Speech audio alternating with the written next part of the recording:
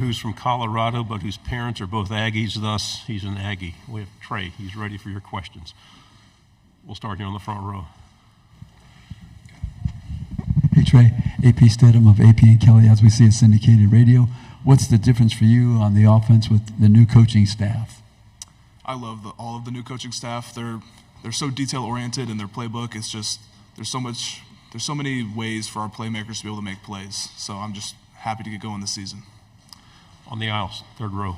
Dennis Delapena from Fox in Austin. Your parents are Aggies. I was going to ask you how a guy from Colorado is feeling this rivalry renewed. I guess you have a little inside track.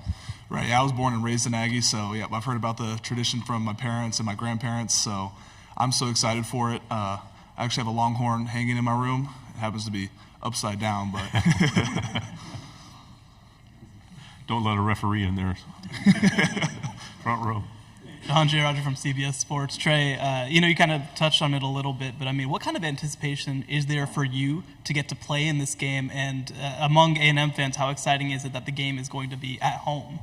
Right, yeah. Being at Kyle Field, any game at Kyle Field is an amazing experience, especially with this Texas game. I can't wait for it. The crowd, they're going to be at 110%. Everyone's bought in for it. The buzz is crazy. I just can't wait to get out there and win. On the left, then pass it to your left.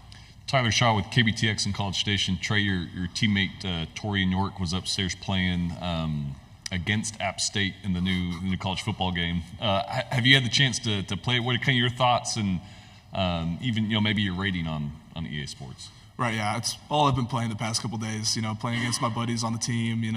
Everyone's trying to get each other on their ultimate teams. It's just been a great time playing that game. So.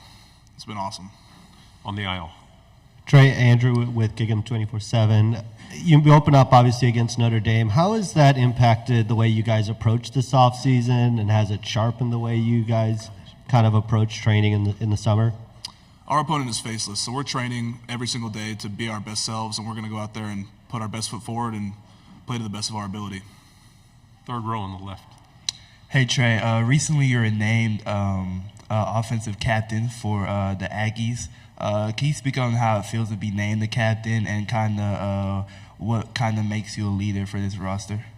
Right. It's just a huge honor to be named captain, to be able to represent my team and my teammates. It's just such a privilege to have that voice, and it's really changed me as a leader. I've mostly been leading by example these past couple of years, but now being captain, I've really focused on being more of a vocal leader and reaching out to every player on the field, not just the offensive line. Left side on the aisle, then pass it to your right.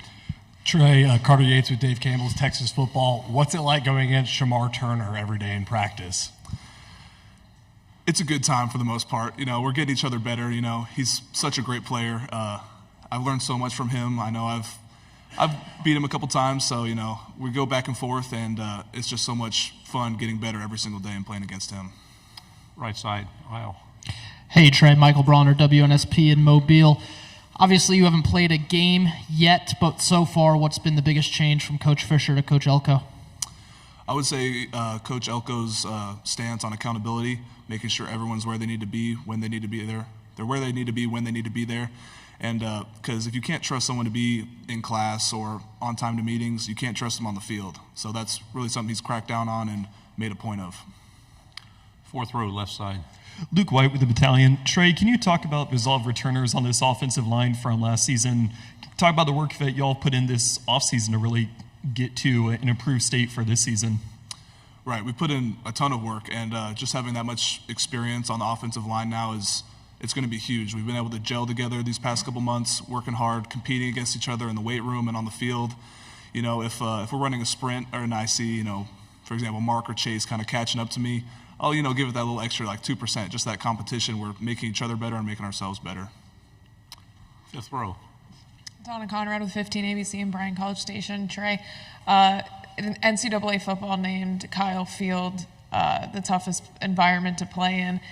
In your experience, just what is it about Kyle Field and the 12th man that makes it so difficult for opponents and so great for y'all for home games? Right. It's just, the 12th man, they're the best fans out there. They always come, rain or shine, 110%.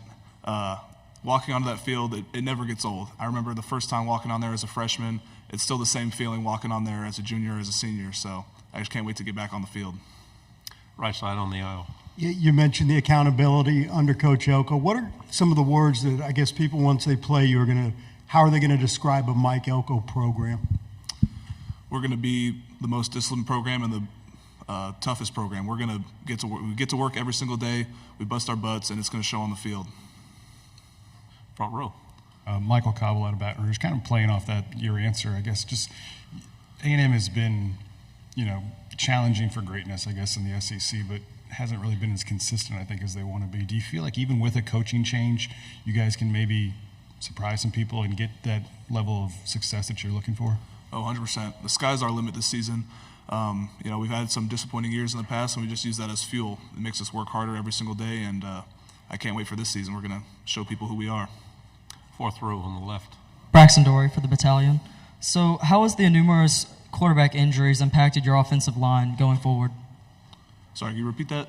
Yeah, how has the numerous numerous injuries to your quarterbacks these past few seasons, how have that impacted your offensive line going forward? It's really just we need to work harder, and we need to make sure that the guy behind us, whoever it is protected 100%. So we really take that on personally, and it makes us work harder, and that no matter who's behind us, they're going to be safe, and they're going to make the plays they need to make. On the end in the back. Dan Pack, ESPN 106.7 in Auburn, former teammate of yours. Isaiah Rakes makes the transfer to Auburn. What kind of player is Auburn getting? And you're looking forward to seeing a former teammate when you head to Jordan-Hare Stadium? Right, yeah. Love Rakes. He's a great player, great guy. Sad to see him go. But, Auburn definitely got a good player there. But we've definitely got guys on our team who are just as good or better. And they're going to be quite the deal to take care of for other teams. So. Any final questions? Okay, thanks very much, Trey. Thank you.